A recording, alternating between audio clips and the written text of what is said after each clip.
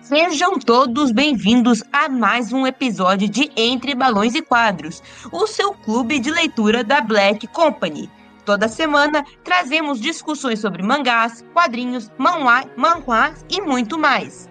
Lembrando que os nossos episódios são lançados todos os domingos ao meio-dia no Spotify e no YouTube. Eu sou Vitória Mellerk e quem está comigo aqui hoje é o Léo. Bom dia, boa tarde, boa noite. Quem fala com vocês é o Léo e hoje é dia de terror. Como o Léo bem já disse, nosso episódio de hoje será temático de Halloween. E por isso vamos mergulhar no universo de terror com uma obra que promete deixar qualquer um com o cabelo em pé. Estamos falando de Sobras, um compilado de 4 histórias de horror, escrito por ninguém menos que Heitor Amatsu, nosso convidado de hoje. O Heitor é o autor por trás dessa coletânea sombria que reúne os contos Pooh, Angry, Waiting e Hatch-Bull, sendo esse último uma experiência que ele tá de um one-shot e que pode ter uma futura continuação. Vamos aproveitar esse clima de Halloween para entender o que move o Heitor, o que inspira seu trabalho e, claro, desvendar os segredos por trás de Sobras. Se você gosta então de contos de terror, Sobras é a obra perfeita para você.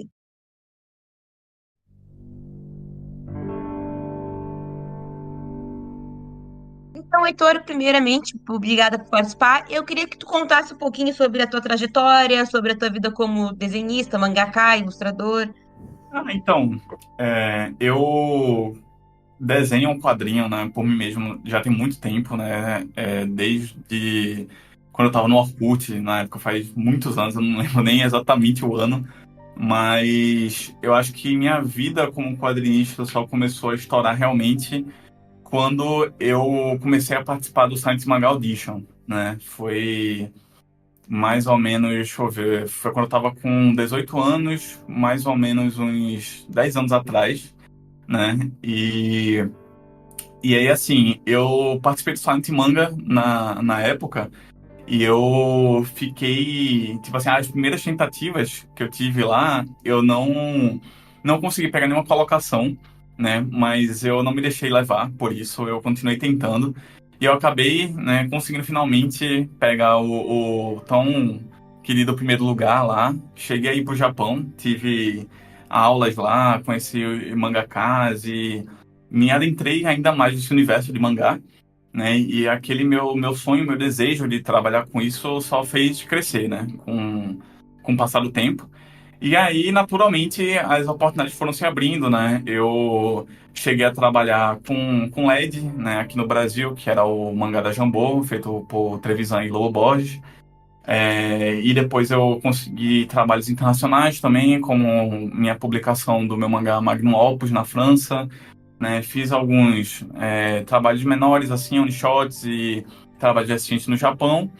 E finalmente, né, publiquei aqui Lampião aqui no Brasil, além de algumas outras coletâneas, né? Eu cheguei a publicar o meu quadrinho, o meu primeiro quadrinho de terror, né, aqui no Brasil também, ano passado, né, chamado Sobras, né, pela Indivisível Press. E atualmente eu estou publicando no Webtoon, né? Eu estou com um quadrinho novo lá no Webtoon. A gente estava vendo esses Sobras que tu gosta bastante do terror. O que que tem nesse gênero que tu acha envolvente? O que que tu busca nas tuas histórias de terror? Assim, o terror, ele sempre me atraiu muito. Sempre, assim, eu sempre me interessei desde quando era criança, adolescente, né, quando eu comecei a ter contato com a internet. O terror da internet sempre me fascinou muito, né? Aquela coisa das mensagens subliminares, ou até dessa questão de, assim, tem os segredos do YouTube, os segredos da internet, isso tudo me fascinava muito, as famosas creepypastas, né? Eu sempre achava muito legal. E tinha os meus amigos de infância e tal, a gente sempre se adentrava nesse mundo e era a sensação de sentir, né? A sensação do medo, estando seguro, né? Essa questão justamente que a mídia passa pra gente, né? Do de tipo, você tá seguro, né? Mas você tá assistindo um filme que lhe causa essa sensação, né? De medo, essa coisa de pavor e terror. E eu sempre me admirei muito com isso. E aí, naturalmente, isso foi crescendo quando eu comecei a ter contato com jogos, né? Ainda mais vendo cada vez mais filmes e quadrinhos, né? Muitos artistas, assim, eu fui lendo pela internet, né? E isso foi me chamando muita atenção. E aí, já tem um tempo, na verdade, né? Um dos primeiros quadrinhos de muitas aspas, assim, né? Um terror que eu comecei a trabalhar foi rá tim né? Eu tinha publicado a primeira vez lá para os meus 15, 16 anos, né? A primeira versão desse quadrinho. E eu tive um feedback muito bom do público, né? Na época, e eu fiquei muito feliz já de entrada, assim, porque é, até então. Não, agora que eu tô lembrando, na verdade teve um outro quadrinho que eu me lembrei, que foi antes de rá tim mas ele é bem esquecido realmente, assim, foi uma coisa bem experimental que eu fiz, que era até uma época que eu era muito otaku, né? Essa coisa assim, o nome do quadrinho era Yuro no Kage, né? E aí era uma coisa de um assassino de aluguel que ele ia atrás de um alvo, que ele foi contratado e ele acaba descobrindo que, né, na verdade era uma armadilha, né? E eu tentava, já naquele quadrinho, né, eu, assim, tinha muita coisa que eu ainda não sabia sobre quadrinização, sobre roteiro, como montar uma página de mangá, mas lá eu tentei, né, fazer meu primeiro experimento com terror, e logo depois veio o rá tim que foi o que deu certo, né? Eu tive uma recepção muito boa do público, e passou-se o tempo e eu sempre tive essa vontade, né? Esse desejo de estar contando o terror, né? E assim, particularmente, é porque muita gente me compara, né, com o Junji Ito e tal, né? Porque é a primeira referência que vem, né? Ele tá muito famoso ultimamente, né? E eu acho engraçado. E, de certa forma, assim, Junji Ito foi uma inspiração muito grande, né? Eu li bastante na época, quando era mais jovem e tal. E um pouco, né, dessa energia do terror dele, eu gosto, né, de trabalhar mais do meu jeito, né? Porque assim, eu não nas histórias que eu tento fazer, eu não sou muito, né, tipo assim, eu gosto de terror de forma geral, obviamente, né? Mas eu acho que o gênero que menos me atrai é talvez o de slasher, né? Tipo um monstro ou uma criatura, né, que lhe persegue, que lhe atormenta, né? Eu gosto dessa coisa mais subliminar e dessa questão do brincar com, né, conceitos, né, de terror. Esse terror mais psicológico, assim, que você fala. Exato, né? E o Jiu-Jitsu trabalha muito isso, né? Ele faz muito, assim, obviamente ele tem seus personagens, né, mais bizarros e coisas assim, mas tem muitas obras dele que são muito experimentais, né? Ele faz essa coisa psicológica e pega um conceito e escalona isso, né, até o máximo para aquilo virar aterrorizante, sabe? E é uma coisa que, como eu falei, né, desde o do início, eu sempre me interessei muito por esse terror de internet, né? E de como, né, certas coisas. É até um pouco difícil para mim descrever, mas, tipo, é porque a evolução. Hoje em dia não tem muito mais creepypasta, né? Mas ainda tem os vídeos de montagem, né? Tem o que a galera consome muito hoje em dia, na verdade, que é os ARG, né? E coisa assim. E eu acho muito legal, né? Eu acho muito legal toda essa energia, toda essa vibe. E eu tento, né, trazer. Eu tentei trazer para as minhas obras e para as futuras também, né? Eu ainda pretendo fazer outros quadrinhos, ainda estou fazendo outros quadrinhos. E eu quero trazer mais desse terror, né? Que eu gosto. Então, Heitor, focando mais, assim, nos sobras, como é que foi você construir os sobras? Você fez aqueles one-shots, né? Que alguns são mais curtos, um pouco são mais longos. A gente vê o Hatboom ali, que ele tem uma proposta de uma continuação ali, caso, né, você pretenda continuar ele. Mas, assim, como é que foi tu pensar em tuas obras? Você pensou separadamente? Você pensou alguma conexão entre elas? Ou você simplesmente, assim, fez as one-shots e falou, vamos juntar e lançar os sobras? Foi basicamente isso, né? Eu tinha feito cada uma individualmente e eu decidi juntar, né? A primeira história que eu fiz, né? Porque assim, eu sempre. Eu já tava, né? Eu já gostava de trabalhar muito com terror, e sendo que eu não tinha lançado nada muito a público, pelo menos, né? E aí, assim, o que acontece é que Em Lampião, por exemplo, né, eu já estava, né, tentando trazer, né, aquela coisa do terror, né, por mais que fosse uma coisa mais de ação e tal, eu tinha o Lampião, ele para mim tem esse pé no terror, né, no horror, e eu já estava querendo trabalhar nisso. E aí, assim, eu tive até uma viagem, uma das viagens que eu fiz para São Paulo, foi uma que me marcou muito. Eu fui para uma exposição lá na Pinacoteca de São Paulo, né? E eu vi as obras da é, Adriana Varejão, né? E me encantou muito, né? O trabalho dela. E eu vi toda, né? O pensamento e toda a história por trás das obras dela e tudo mais. Mas aquilo, né? Aquelas obras dela ecoaram em mim, né, de um jeito diferente, né? É até engraçado, porque eu até diria que ela foi a precursora, né, do espaço liminal, né, que virou muito popular na internet, né, anos depois, porque alguns quadros dela, já aquele ambiente de azulejo, né, são piscinas vazias em ambientes, né, enormes de azulejo e tal, e tem quadros dela que eu vendo presencialmente, eu sentia, era assim, foi uma experiência muito única, né? É uma coisa que eu só presenciei lá na hora, porque era tanto tipo quadros enormes que eu me sentia no ambiente, né? E quadros tinha um que me marcou muito, que era um pilar de azulejo, né? Que atrás dele você via vazando um pouco de sangue, sabe? E aí você não conseguia ver o que é que tinha lá do outro lado do pilar, mas você sabia que tinha alguma coisa lá que não era boa, sabe? E isso já me trazia justamente o que eu falei dessa coisa do que estava vindo da internet, né, do espaço liminal, todo esse mistério, etc. E, e aí foi quando eu decidi botar para fora, né? Isso eu não tava me aguentando ver só ver essas coisas, eu queria produzir isso.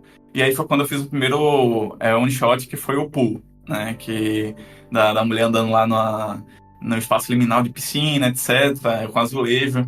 E isso bombou muito na internet, né? Justamente. E eu fiquei muito feliz com a recepção e isso me encorajou, né? A tá desenvolvendo mais one shot de terror, né? E aí foi vindo cada um, né, no seu momento, né? Curiosamente, até tem aquele Mon, né, que foi um quadrinho bem curtinho que eu fiz depois de ter assistido um filme chamado Skinamarik, se eu não me engano o nome. E era um filme experimental e tal de terror. E eu fiquei muito frustrado, né, porque o filme ele tem uma proposta muito boa, ele tem uma sinopse maravilhosa, mas eu não gostei, né, da execução. Né? É uma coisa bem pessoal minha, mas aí eu fiquei tão incomodado com esse sentimento que eu fiquei tipo, não, eu preciso fazer alguma coisa, né, para demonstrar o que é que eu gostaria de sentir com essa obra, né? E aí eu fiz esse quadrinho curto que, na verdade, ele até remete um pouco do que eu vivi também, né? Porque quando eu morava na casa da minha mãe, literalmente aquele ambiente, né, que tá na casa, nesse quadrinho, era o ambiente do meu quarto, né? Eu tinha a visão de frente para a cozinha, né? E tinha uma janela lá e era completamente escuro, né? Quando eu ia dormir, eu tinha muito medo de dormir com a porta aberta, né? Normalmente eu sempre dormia com a porta fechada. Mas quando eu dormia com a porta aberta, a minha imaginação ia longe, né? Eu acabava vendo criaturas e coisas assim, eu ficava imaginando coisas que poderiam aparecer ali. E o Skinamarik, ele traz um pouco desse terror da criança, né? Do que a criança imagina, do que a criança, né, vê na casa. E aí eu quis trazer isso numa ideia rápida, né? E foi aí que saiu esse quadrinho também. E aí foram outros também, né? Como o Hungry, né? Do bolo, o Esperando, e assim vai. Então, retomando o que você estava falando sobre o Pooh, isso a gente vê bem claro, né? Tipo assim, juntando duas coisas que você falou, né? A inspiração que tu teve lá na Mostra de São Paulo que tu foi, sobre o azulejo, que te levou a construir Pooh. E tem essa parte que você também falou em questão de a referência em relação ao Junji Ito. Porque, assim, esse terror que tu faz, aonde que faz essa referência ali, que ela abre o azulejo e tem aquele olho, tem aquele negócio que ele parece um músculo meio humano, assim, é muito característico do Junji Ito esse tipo de terror. É quase um biopunk, né? Um negócio meio Uhum.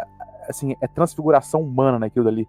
Você acha que, tipo assim, até que ponto tu fez referência a Junji Ito tipo assim, aquilo dali foi só, assim, se tu pensou relativamente só a amostra ou teve outras coisas além que te levaram a criar referência pra fazer o Bull? Cara, na verdade, eu até diria que a minha influência foi realmente a própria Adriana Varejão, sabe? Porque as obras dela, tipo assim, tinha, fora os quadros, né? Tinham esculturas, né, de azulejo que eram literalmente carne por dentro, sabe? E aí tinha toda a visão dela sobre a obra, né, do que aquilo remete sobre a ancestralidade e sobre o que a dor, né, que veio por trás da construção, porque o azulejo está muito, remete muito também à estrutura portuguesa, né? Enfim, né? Muitos detalhes aí sobre interpretações sobre a obra, né? E isso, assim, eu fui, né, além dessa perspectiva e eu via aquelas obras, né? Aquelas esculturas de carne dentro do azulejo e aquilo me encantava, assim. Eu ficava tipo, caramba, nossa, isso é muito legal, né? Muito curioso. Eu tô aqui, na minha visão aqui, eu tenho até um adesivo da Adriana Varejão aqui colado no meu computador, que é uma das esculturas dela, que era tipo uma parede de azulejo cortada, como se fosse de faca, né? E você vê que tem carne dentro, sabe? E isso é uma ideia que eu achei genial, né? E aí, justamente, eu quis trazer essa coisa do mutante, né, para esse quadrinho, né, e tipo, e se, né, a, na verdade, tivesse vivo, né, todo esse azulejo, toda essa estrutura, né, que essa pessoa tá andando, na verdade é viva, sabe? E aí toda a ideia, né, é trazendo, né, que esse ambiente consumiu a pessoa, né? E é literalmente o que acontece no quadrinho com essa massa de carne consumindo a mulher e engolindo-a para o ambiente, né? Deixando aí meio que implícito a questão de que quantas pessoas já não passaram por aí, né? Quantas pessoas já não foram consumidas por esse ambiente, por esse lugar, sabe? Então, eu tava até olhando aqui as obras da Varejão, e uma coisa que eu achei, ela faz muito parede com a parte da carne e tal. E tu já amplificou isso e botou um ambiente que é uma piscina daquelas até meio americanas, assim, vazias, muito grande, que cria um ambiente muito claustrofóbico. Como é que tu trabalhou essa coisa da claustrofobia, dessa angústia nessa obra do Poe? Então, isso vem um pouco da minha, justamente, inspiração com esse terror da internet, né? Do espaço liminal, né? Que essa coisa dos ambientes vazios, né, por mais assim que sejam amplos, né, e coisas assim, eles trazem um desconforto, né? Você, ao mesmo tempo que você sente que você tá sozinho, na verdade você acha que não tá, sabe? É uma sensação muito mista, né? E eu experienciei muito, assim, eu consumo muito terror, né? Eu gosto muito do gênero, como eu falei, e até, por exemplo, eu tenho um óculos de realidade virtual aqui em casa. E eu, né, já me adentrei em ambientes, né, parecidos, assim, de ambientes, né, liminares, assim, né, e até de piscina como esse parecido, e é uma sensação única, assim, é muito só experimentando, né, mas é muito legal, como falei, né, eu peguei justamente essa inspiração desses lugares dessa forma, e eu não, assim, pessoalmente, eu ainda queria muito trabalhar mais com esses espaços, né? Com esses ambientes que eu acho que dá para fazer muitas coisas legais com isso. Não, e dentro disso ainda outra coisa que eu achei legal dentro do pool é que todo o ambiente é claro, né? Porque muita coisa do terror tá ligado com sombra, com escuridão. E ali a piscina em si, as paredes são tudo no brinco, luz, o claro, assim, que nem o Midsommar fez, assim, que é Aham. aquele contraste com o claro e o escuro, que sempre tá associado à escuridão, ao terror, né? Não sei se foi de propósito também. Foi proposital. Eu acho muito legal brincar, justamente, né? Com ideias, com conceitos e tal. E Midsommar também eu acho que foi uma ideia muito legal, essa coisa do terror no claro, né? Num lugar, num ambiente muito bonito e tal. E eu acho que isso é o mais legal de brincar com o terror, sabe? É tipo você quebrar expectativas, é você, né, brincar, você transformar coisas que naturalmente não seriam, não dariam medo, né? Mas você consegue extrair o medo daquilo, sabe? Agora puxando mais pra outra obra que faz parte dos Sobras, que é o Hungry, que eu acho que foi uma das que eu mais gostei. É, Cara, essa ideia que você teve, que eu acho que ela trabalha muito aquele terror do mental illness, né? Tipo assim, das doenças mentais, na ideia de o personagem ter uma doença mental e aquilo se transformar num terror, pelo menos pra ele né? E aí você falou que se inspira muito em jogos, eu não sei se você jogou o Senna Hellblade Saga, o primeiro, Sim. que ela pega muito essa ideia, né? Que a personagem ela tem a. Caraca, eu esqueci a doença que ela tem, mas ela tem psicose. Ela tem a psicose, então ela vê o mundo inteiro de uma forma e é única pra ela, e pra ela é um terror, pra ela é aquilo. Então, tipo assim, Hunger eu acho que pega bem essa ideia que também várias outras obras do cinema também trabalhou. De onde que veio tua inspiração, assim, pra fazer esse terror, que eu achei muito legal, né? Essa ideia de tudo ser um bolo, assim, é bem maneiro. De onde que veio essa inspiração pra fazer essa ideia desse terror de doença psicológica, assim, mesclado com isso? Assim, um dos jogos que eu mais gosto, né, que eu me inspiro muito, é Ibi. Né, é um jogo de RPG Maker, né? Tem vários jogos de RPG Maker muito bons, mas eu tenho um carinho muito grande por Ibi e até assim, recomendo, né, darem uma olhada e tal, quem estiver ouvindo também, porque a minha obra Rá-Tim por exemplo, ela foi muito inspirada em Ibi, né? E esse, né, do Hungry também foi é, trouxe, né, um aspecto dessa minha inspiração com esse jogo Ibi, que é o seguinte, é porque tipo assim, o jogo Ibi, né, dando um contexto rápido, ele é sobre uma garotinha que vai para uma galeria, né, de quadros, né, de um artista em específico. E acaba que coisas estranhas começam a acontecer e esses quadros, né, começam a tomar vida, né? E aí começa o terror do jogo, né? E assim, eu acho essa ideia muito legal, né? Muito interessante trabalhar com esse conceito de arte, de obras, assim.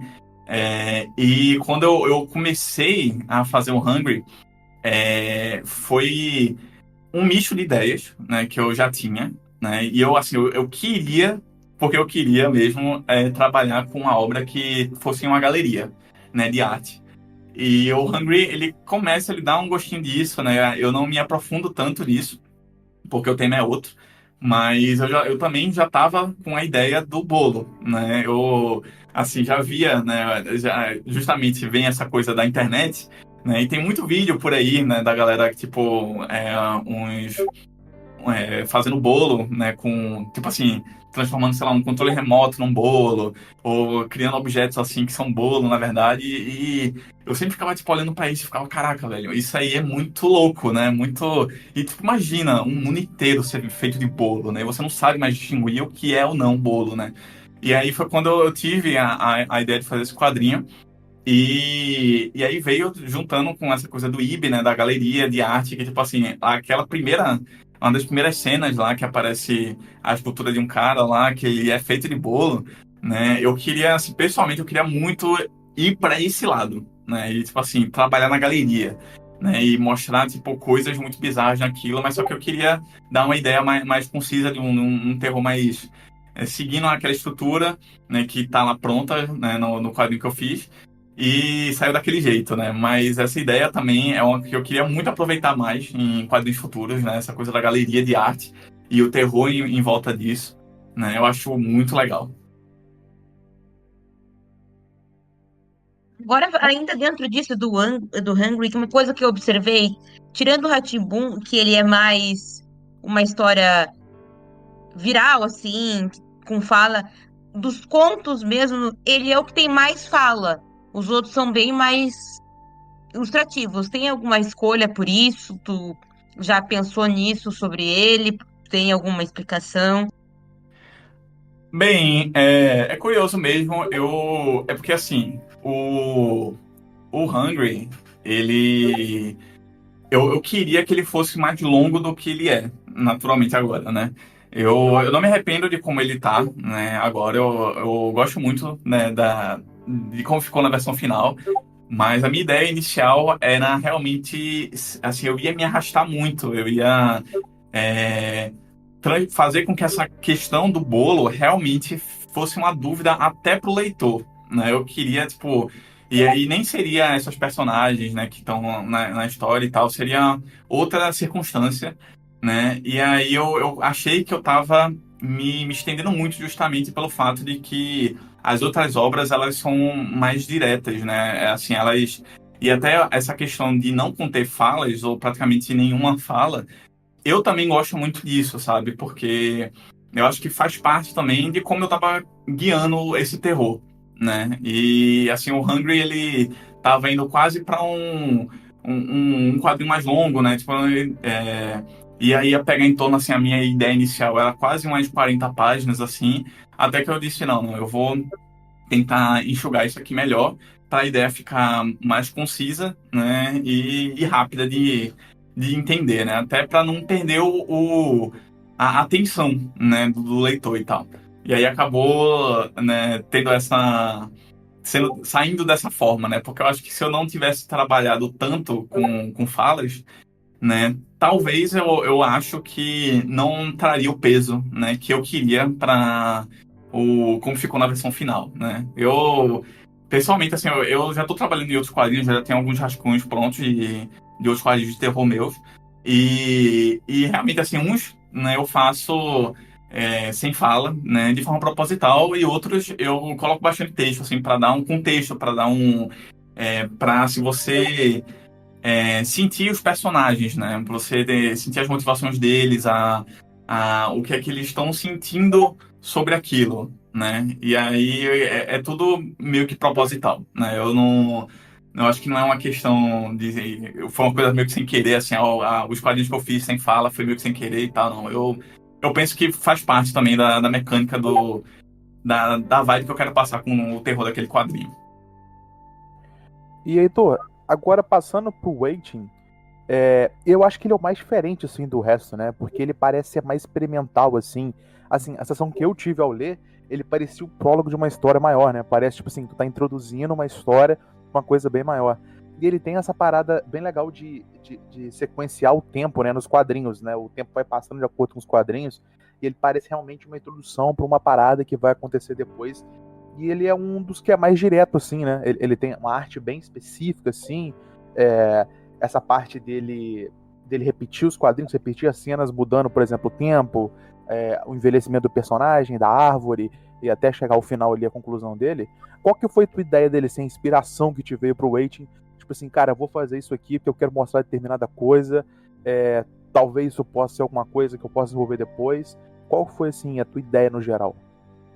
Então, foram várias coisas que eu tinha pensado, mas assim, uma das vontades que eu tive foi lendo, né, alguns quadrinhos do autor de Chainsaw Man, né? Eu até esqueci o nome dele agora, é Fuji. Ah, não tô conseguindo lembrar agora, mas eu gosto muito de, tipo, os quadrinhos experimentais dele. Eu acho que em Chainsaw Man ele até usa algumas vezes também, que é justamente esses quadros repetidos, mostrando uma alteração de tempo, né, ou dando foco em algum movimento curto, né, para dar uma ênfase nele. E eu achava isso muito legal, né? Passa até uma vibe de cinema, assim, uma coisa de, né, você como se estivesse colocando em câmera lenta, ou se você tivesse, sei lá, posto a câmera em um lugar e ela tá fixa lá e as coisas acontecem, sabe? E eu acho isso muito legal, essa ideia, e foi uma das iniciais, assim, que eu tive, tá, eu quero fazer alguma coisa com isso, né? Eu quero trabalhar alguma coisa nisso. E quando eu tava fazendo, né, essa obra, assim, a minha ideia foi muito clara, assim, eu fiquei tipo, tá, eu quero fazer uma necromante, né, e que, assim, ela esteja, né, o leitor vai ver lá, tipo, ela tá ressuscitando o amado dela, né, mas, na verdade, ela é uma necromante, né, não monogâmica, né, justamente ela tem vários amores, né, e aí ela anda, né, com a sua legião de ressuscitados, né, de mortos-vivos. E aí foi justamente essa ideia, né? Foi uma coisa muito simples, eu queria só passar isso, né? Realmente eu acho muito legal, né, que passa ideia de que é uma continuidade, né, de que é um prólogo para alguma coisa, né, porque realmente, assim, é até uma ideia que eu acharia muito legal de se trabalhar num projeto maior, sabe? Mas realmente, quando eu trabalhei nisso, era só para passar essa ideia, né, essa vibe. E pegando agora um pouquinho de geral, assim, como é que vai as tuas inspirações, assim? Porque das quatro histórias que estão na coletânea, elas são bem diferentes uma da outra. Como é que tu fez elas com... Por que sobras, por exemplo? Tu tem alguma coisa que juntou elas em geral? Ah, sim. No caso, tu tá perguntando de onde vem, de como é que eu monto minhas inspirações Isso, e por que tu botou essa coletânea de sobras, assim?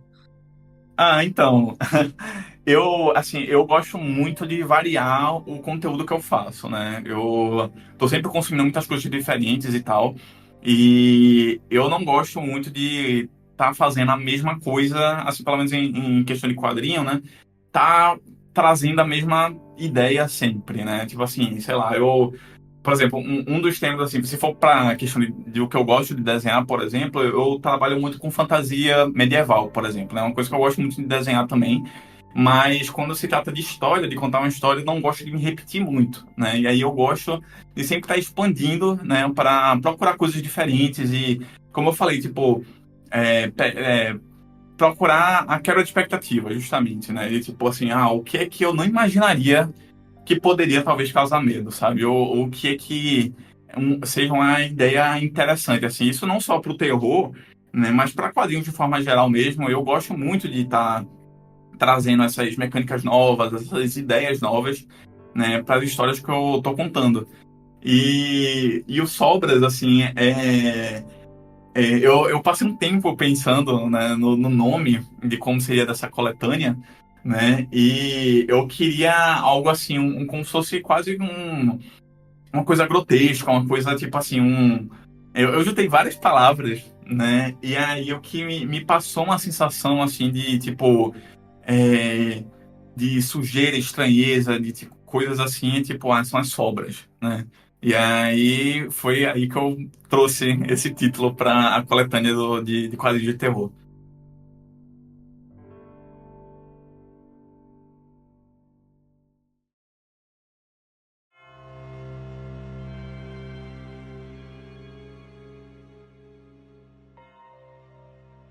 Heitor, agora indo talvez para a obra, sei lá, que tenha maior destaque, acredito eu, pelo público, que é o Rá-Tim-Bum, ele destoa muito o resto, assim, né? Tipo assim, é porque o resto é mais one shot, assim, o Rá-Tim-Bum é um one shot, mas ele deixa muito espaço ali no final para uma continuação.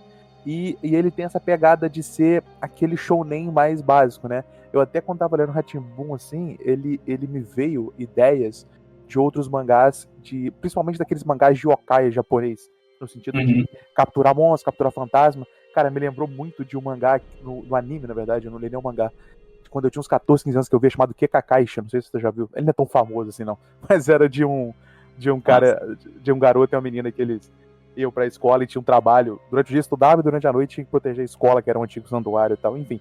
Mas Ah, tem eu essa ideia. sei. Nossa, eu assisti isso, cara. Muito legal. Era bem legal, era bem legal. Tinha uns 50 Muito legal. episódios, assim. Era bem maneiro. E aí. E é muito maneiro porque, tipo assim, a gente vê ao longo do tempo que o terror ele tem seu espaço, o horror tem seu espaço no mundo do mangá, mas com o tempo também ele foi ali juntando com o gênero shonen para ganhar até mais visibilidade, porque o terror, querendo ou não, ele é um pouco mais nichado ainda. E o shonen é o mainstream dos mangás, né?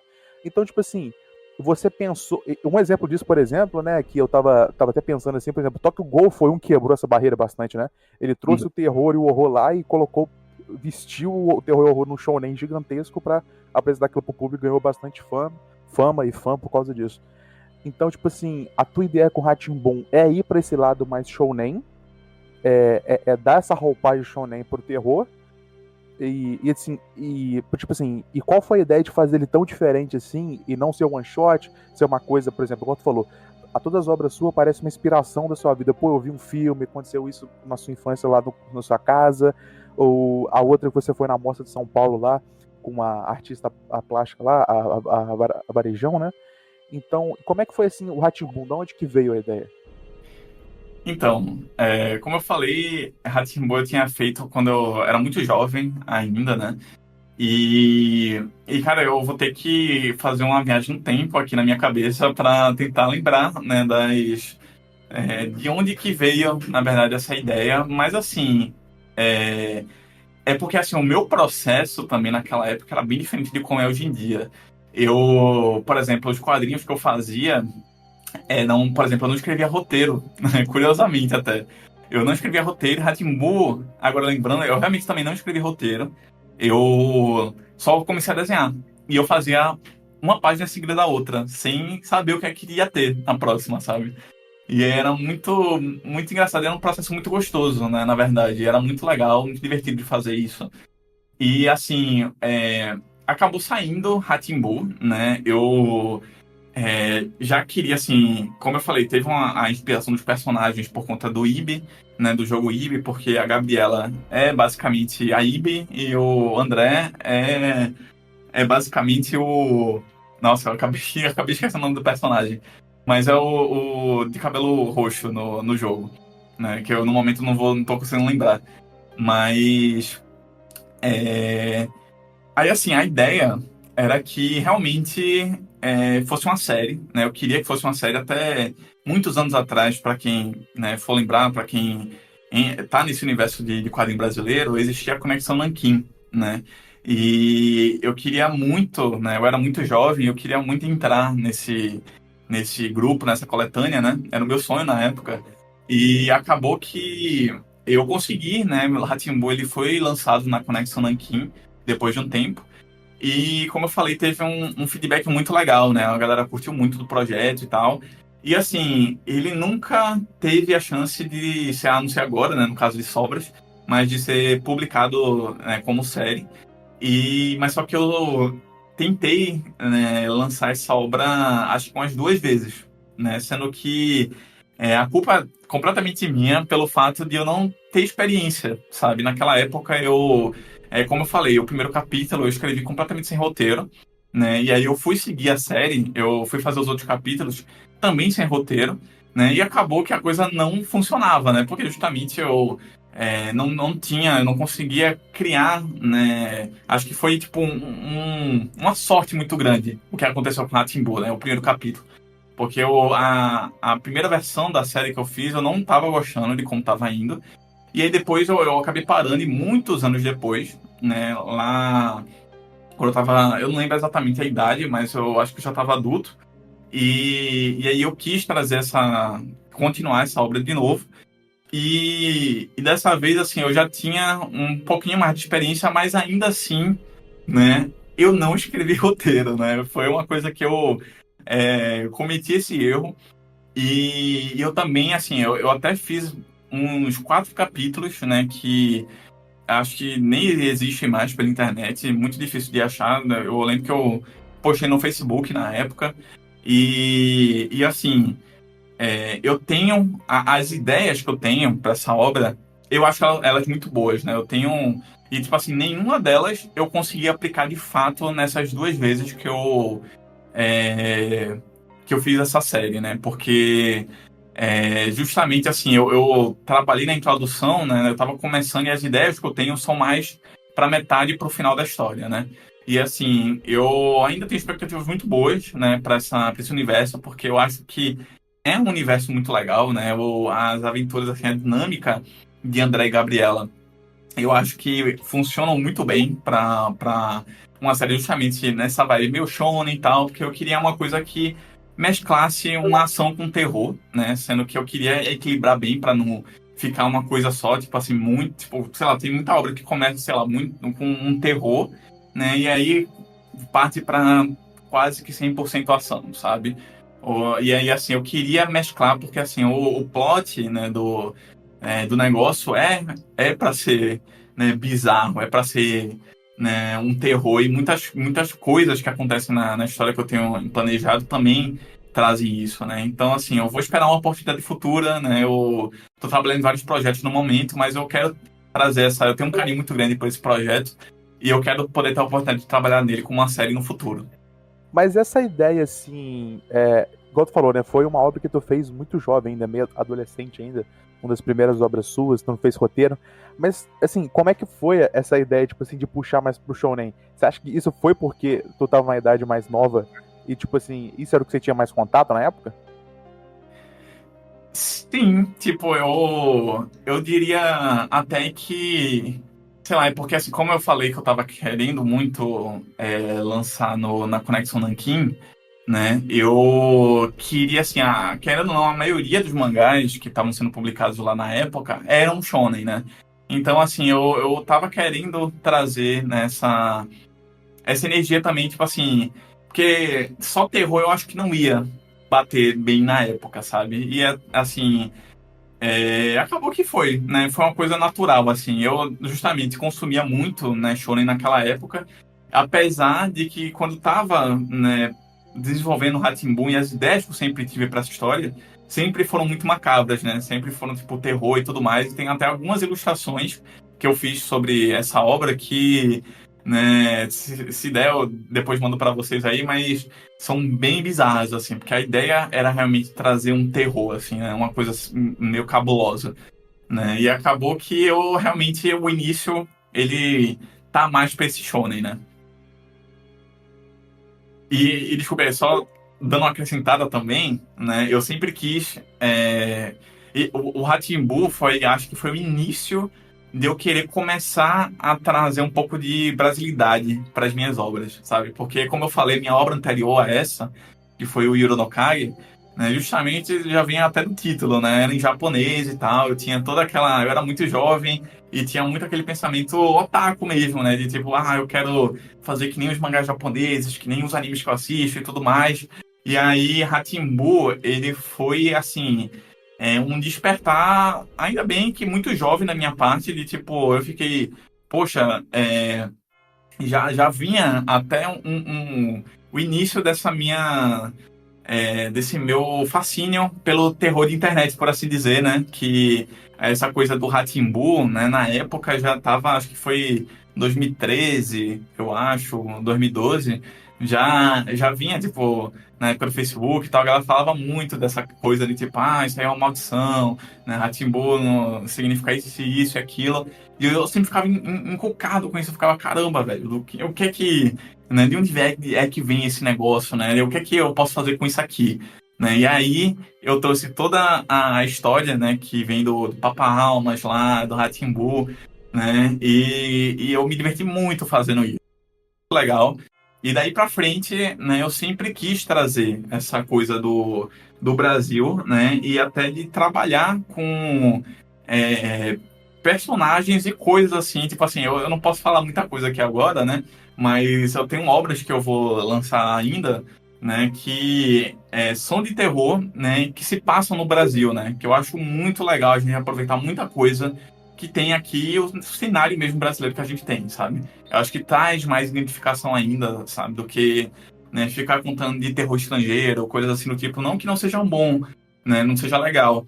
É muito bom, né? Mas eu acho que vale muito a pena, né? Investir nessa coisa de trazer, né? Uma coisa que o leitor se identifique, né? E fique tipo, caraca, velho, isso aqui, né, poderia acontecer, né, comigo aqui na minha cidade, né? Ou no ambiente que eu vivo, né? E Rá-Tim-Bum, a ideia da série inteira era isso também, né? Eu queria trazer contos de fantasmas brasileiros, né? Lendas urbanas brasileiras e tudo isso, né? Expandindo, obviamente, cada vez mais. E é isso, né? Eu acho que tem muito a se aproveitar e eu quero seguir por esse caminho. Não, eu ia até te perguntar que quando a gente estava conversando, tu falou que a Timbu era realmente a que mais tinha brasileira, essa coisa referência ao Brasil. E quando a gente pensa no nome, logo de cara vem o Castelo rá.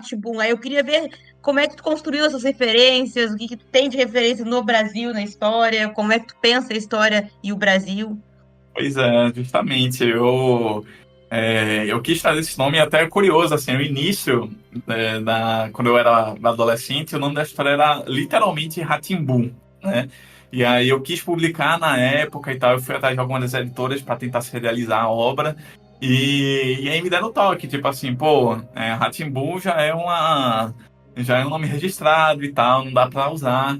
E aí foi muito engraçado, porque a solução que eu encontrei, né, para mudar esse nome, né, foi muito simples e óbvia, né? Porque eu fiquei tipo, como é que eu vou? Porque o centro, né, da história roda em torno da cantiga do Rá-Tim-Bum no aniversário, né? E aí, como é que eu vou mudar esse nome, né? Tão marcante assim. E aí eu pensei no Rá-Tim-Bum, né? Da coisa de assustar, né? O Bu. E funcionou muito bem, eu achei muito divertido. E eu até fiz a logo, né? Brincando com isso, né? Que tipo, era o fantasma, ele no final, né? Aparece ele dando bu, assim, na logo da história e tal. Não, é exatamente isso que tu falou. Eu queria também saber se tu vai pegar, se tu vai trazer mais coisas, tu tá planejando já uma sequência, porque eu fiquei com muita vontade de continuar lendo. Assim, como eu falei, né? Eu já tenho as ideias, né? Prontas para essa obra, para continuação dela. Muita coisa escrita, muita coisa pensada, muito rascunho já feito, né? Mas eu vou esperar o momento certo para isso também, porque eu tô trabalhando em muita coisa no momento, né? E assim, inicialmente eu já tava, quando eu lancei o Sobras, né? O prólogo do Rá-Tim-Bum, ele foi um teste, né? Porque eu já estava pensando em serializar essa obra né, no ano passado e esse ano, né? Mas por conta de outros trabalhos eu acabei tendo que pausar essa ideia, né? Mas eu ainda quero muito, eu quero, né, com certeza serializar essa obra, né? É uma parada muito maneira, assim, que tu tinha até falado no começo, que a gente nem sabia, né? Tanto que a gente tá nessa conversa, até pra conhecer um pouco mais de você, além do seu trabalho. É, essa parte que você falou que tu ficou um tempo no Japão, né? Tu ganhou lá, tu foi lá pro Japão, aprendeu um pouco sobre mangaka lá. Isso é muito maneiro, né? A gente tá aqui de vez, né? A gente recorrentemente traz um pessoal aqui de mangakas brasileiros que escrevem, que desenham e tal. E a maioria tem um estilo bem próprio, assim, geralmente é mais puxado pro ocidental, e a sua é o que tem traço mais oriental, assim, né? Assim, como é que foi essa construção do seu traço oriental, assim, definindo ele mais pro Oriente do que pro Ocidente? Foi uma escolha ou foi uma construção natural que se deu ao longo do tempo? Assim, foi natural. Talvez eu até diria que foi um pouco dos dois, na verdade, né? Porque assim, eu, quando era mais jovem, eu me inspirava muito, né? Eu gostava muito de mangá já, eu lia muita coisa e tal, e obviamente toda a minha referência para desenho era mangá, né? Sem dúvida, assim, eu praticamente não lia HQs, né? Não lia, assim, muito comics e cartoon, né? Minha coisa era mangá, né? E assim, quando eu comecei a estudar arte de fato, que foi lá para os meus 13 anos, né, 12, 13, que eu comecei a ler apostila e a estudar e tudo mais, eu fui pro lado do comic, né? Do comic americano mesmo, né? Eu comecei a estudar anatomia e tudo isso, e minha base foi essa, né? Até, tipo, meus mentores na época me falavam muito, né? De tipo, o mangá, ele é muito estilizado, né? O ideal é você procurar, né, uma coisa mais realista para você poder modificar depois, né? Para você brincar com o mangá depois. E aí foi meio que a lógica que eu segui, né? Eu comecei a estudar muito comic e até anatomia humana real mesmo e tal, para conseguir, né, ter um nível de desenho legal, né? Aí, assim, o que acontece é que, na época, quando eu lancei, por exemplo, o Rá-Tim-Bum, né, a primeira versão, naquela época, o meu traço era bem reconhecido como um misto mesmo de mangá com cartoon, né? Até. Tinha muita gente que comentava isso. E era curioso porque na época eu até tinha eu acho que foi na mesma época de Rá-Tim-Bum, até um ano depois, eu tinha uma página de tirinhas de comédia no Facebook na época, e que era chamada Pote da Taverna. E eu tinha esse traço cartoonizado, mas ainda assim lembrava assim, um pouco de mangá, sabe? Mas assim, o meu desejo era sempre ir pro lado do mangá mesmo, sabe? Eu sempre tive essa vontade. E aí, naturalmente, assim, com coisa de emprego, né, de trabalho, eu tentando me adaptar ao mercado e consumir minhas referências também, porque, por exemplo, uma das maiores que eu tenho hoje em dia, né, ainda no caso, né, eu tenho vários artistas como referência, mas um que me marcou muito foi o Lee Byung-jin, né, que é o artista que fez o mangá, o manhwa, no caso, né, Ragnarok, que inspirou o jogo online, né, Ragnarok Online. E eu sempre me inspirei muito nas artes dele, né, que, de certa forma, são esse traço oriental, né, essa coisa mais mangá, mais anime e tal. É muito legal o manga da É Ragnarok. muito legal. E E eu eu me adoro o jogo e o mangá, né? E o anime também, são muito bons. Nossa, eu sou apaixonado por tudo que é relacionado sobre esse jogo. E assim, é algo que me marca muito. Eu posso dizer que minha arte é muito inspirada no Lee Myung-Jin, de fato, assim, sabe? As coisas que eu gosto de desenhar, né? O traço que eu busco. Algumas vezes eu sempre tô voltando para ver as referências do Lee Myung-Jin, sabe? Porque eu gosto muito do traço dele. E aí, naturalmente, as coisas foram evoluindo, e assim, eu fui, obviamente, tem a questão da estética, né, e tal, e eu fui me encontrando nessa coisa mais mangá. Eu diria até que eu nem sou 100%, sabe? Eu considero que meu traço é mangá, mas eu acho que tem pessoas que desenham muito mais mangá do que eu, até aqui no Brasil, sabe? Porque eu acho que talvez eu até consegui, né, chegar nessa personalidade, né? Tipo assim, do meu traço mesmo, ele não é essa coisa, porque assim, é curioso, porque as referências que eu tive, né, eu vou dizer aqui que eu, eu era um otaku muito chato também, porque eu nunca gostei tanto dessa coisa do animezão, aquele animezão assim mesmo. As referências de autor que eu tinha era sempre do seinen, né, pro terror também, né, como eu falei, por exemplo, eu lia muito Lee Myung-Jin, né, eu também, de mangá, teve o Naoki Urasawa, né, aí teve obras como, tipo, sei lá, Ajin, por exemplo, né, até Death Note, e entre outros, né, mangás seinen e tal, que tinha um traço mais maduro, né, uma coisa assim, que não eram tão mangá, assim, uma coisa tão caricata, né.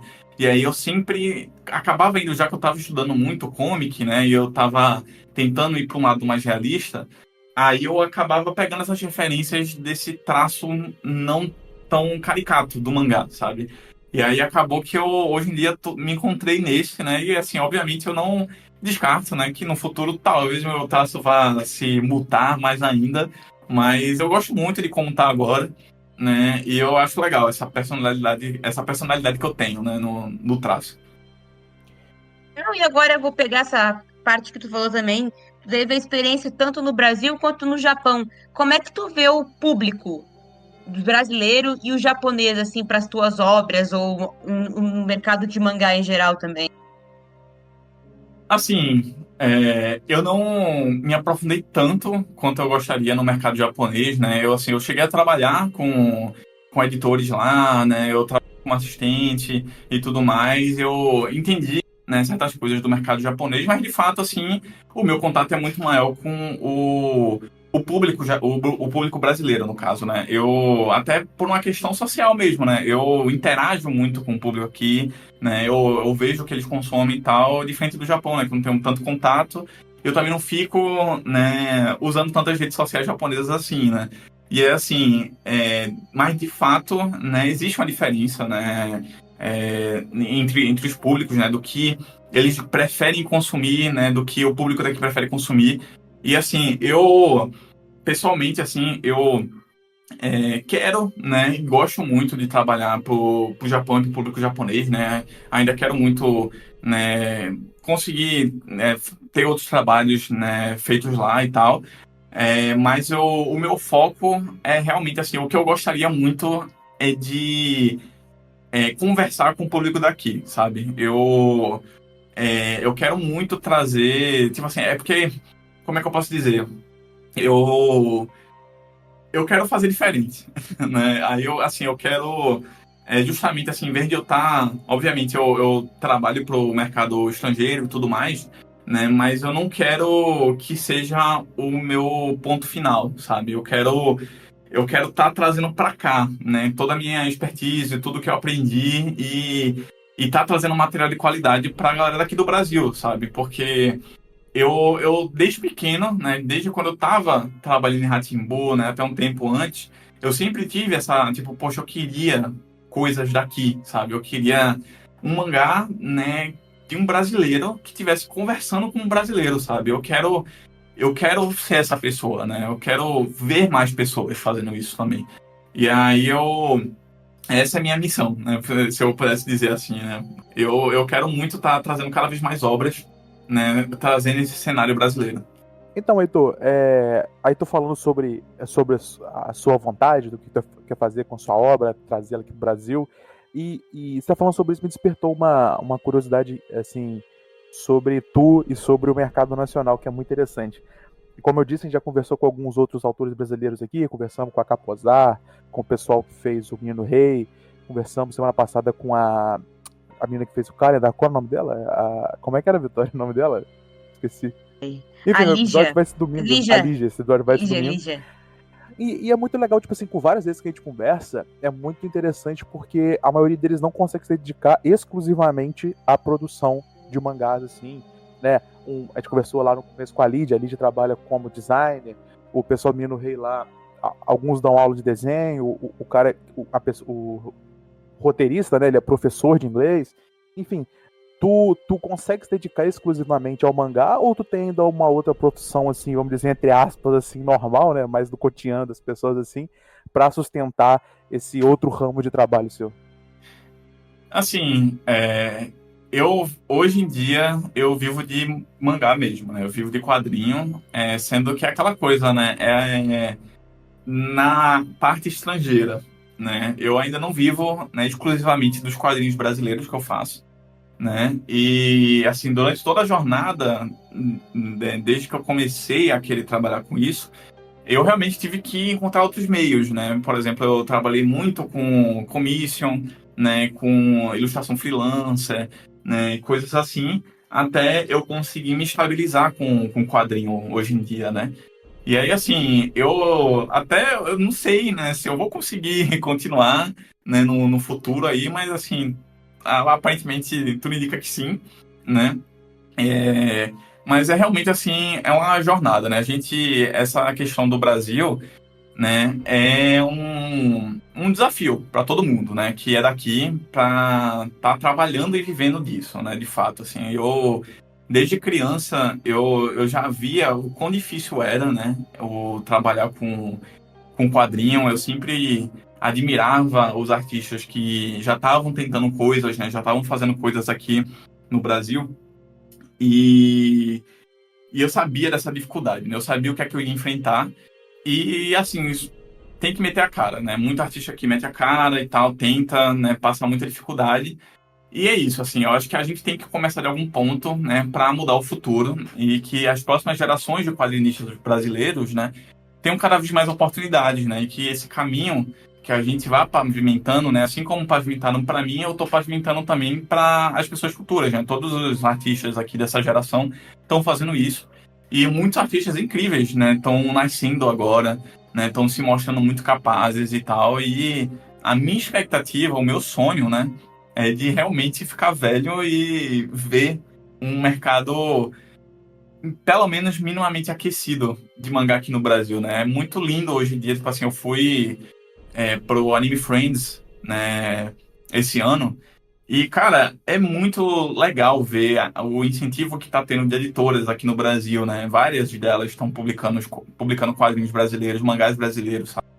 E isso é muito legal, é algo que, assim, quando eu era adolescente, era impensável, sabe? Era, tipo, muito irreal, tá pensando, nossa, eu vou publicar um quadrinho, né, numa editora aqui no Brasil, né? Nossa, né?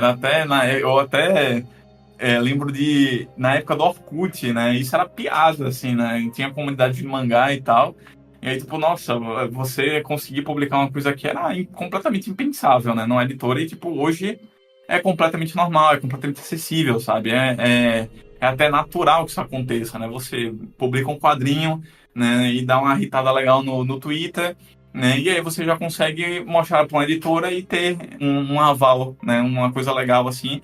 E, obviamente, com o avanço da internet, com essa coisa assim, né, a gente está tendo muitos concursos, tipo da OTA, o próprio Silent Manga, né, que abriu muitas portas para vários brasileiros aqui no país, né, e tem vários outros concursos, né, que acontecem no mundo inteiro, de mangá e quadrinhos, que são oportunidades incríveis, né, para, né, novos artistas, né, terem visibilidade e serem reconhecidos.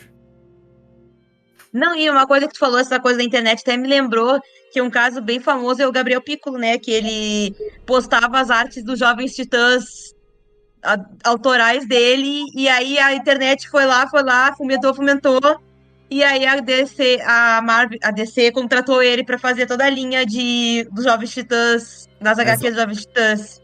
Exato, isso é muito bom. Heitor, como a gente tá nessa pegada assim, né? Esse episódio nosso vai sair dia 27, que é o domingo antes do Halloween, né? Que o Halloween vai ser agora. Então é bem legal essa pegada de horror que a gente tá falando, esse terror. E aí, cara, eu queria fazer uma discussão de você, já que você fez os Sobras, que são 4 obras de terror.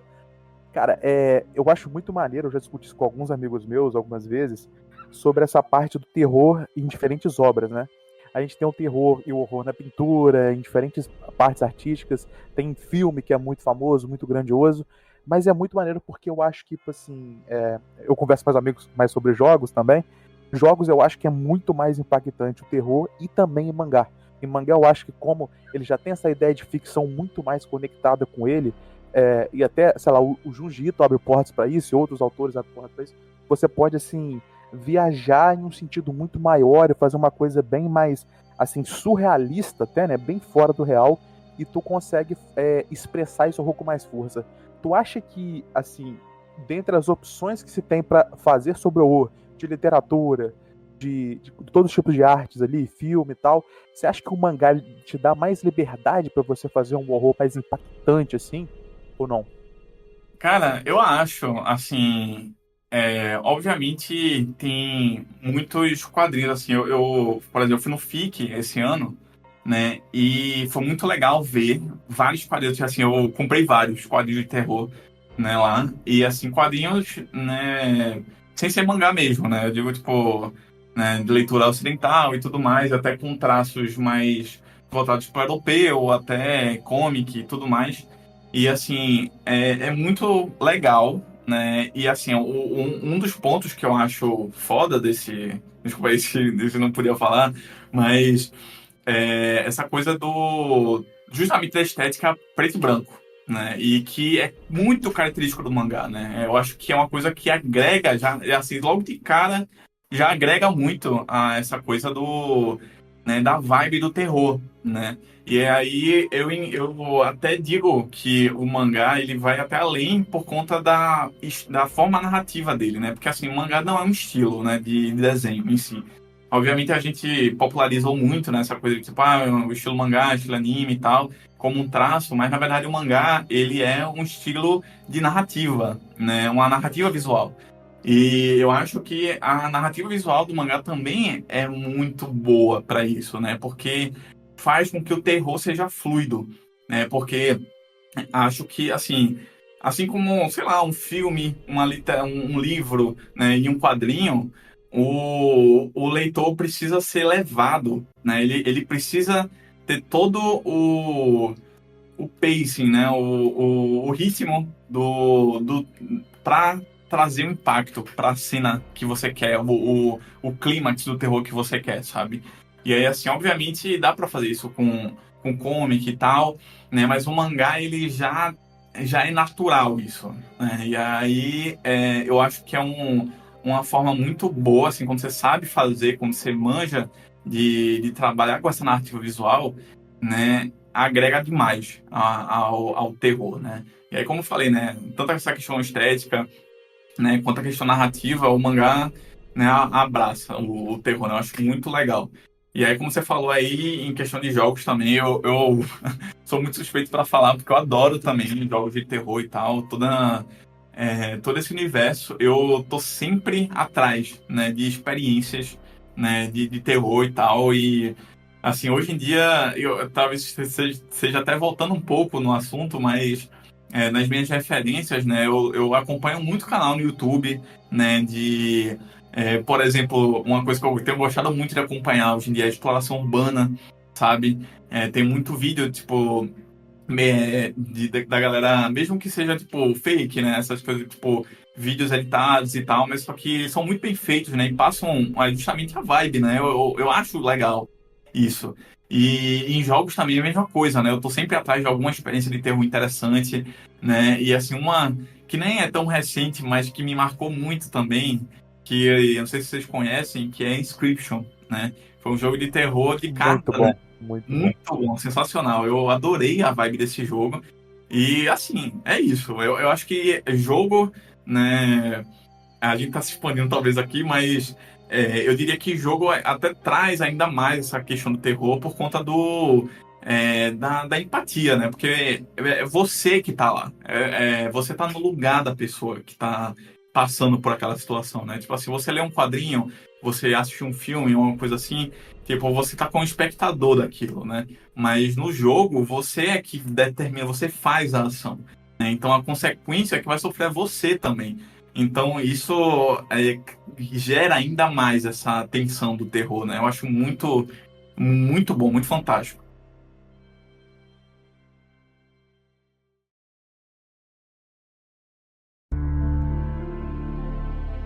Bom, e agora, para encerrar, a gente queria que tu desse uma dica para esse jogo, filme, série, anime, mangá, de terror pro Halloween. Poxa, eu vou. Deixa eu ver aqui. Primeiramente, eu vou. Não, vai ser para poucos, mas como eu falei, eu tenho um VR aqui em casa. E um jogo que eu comprei de terror, né, recentemente, que eu tenho gostado muito, foi o Lies Beneath, né, que é um jogo, assim, com a estética maravilhosa, eu achei sensacional, né, foi um dos poucos jogos de terror, assim, pra VR que eu me arrepiei, assim, foi muito legal de jogar. E vamos lá, de jogo, de outros jogos assim de terror, né? Fica aqui a minha recomendação também para quem não jogou, Inscription, né? Que é maravilhoso, né? Muito bom. E eu até queria dar mais uma de filme até, né? Lembrei de um que eu assisti recentemente, que eu gostei bastante também, que foi o nome do filme é Fale Comigo, que é outro filme também que eu achei muito legal, a mecânica dele e a proposta. Eu acho que é um filme muito. Assim, não é um terror tão psicológico, ele é um pouco mais gráfico, mas a mecânica dele é muito surpreendente. Assim, é uma coisa que eu achei muito divertido. Justamente assim, eu achei divertido de trabalhar nisso, né? Acho que é uma boa recomendação. E um mangá ou um quadrinho. E um mangá, eu vou recomendar. Hum, é porque eu tava com um dos Jiu-Jitsu na cabeça, né? Mas ele tava assumindo muito da minha. Porque o Uzumaki tá muito em alta agora por causa do anime. Mas deixa eu ver aqui. Gyo, né? É um mangá do Jiu-Jitsu que eu acho muito legal. Eu li faz um tempo já, mas eu acho a ideia dele. Assim, me deu um desconforto, assim, né? Obviamente, muitas das obras dele causam, mas essa aqui foi uma das que, particularmente, eu fiquei com a proposta dele, né? E eu acho que vai uma boa recomendação aí. Então a gente queria te agradecer, muito obrigada por tudo, foi uma conversa muito boa. Então não esquece de conferir Sobras e acompanhar o trabalho de Heitor Amatsu. Obrigada pela participação do Heitor e até o próximo episódio. Não se esqueça, você confere todos os episódios de Entre Balões e Quadros no Spotify e no YouTube.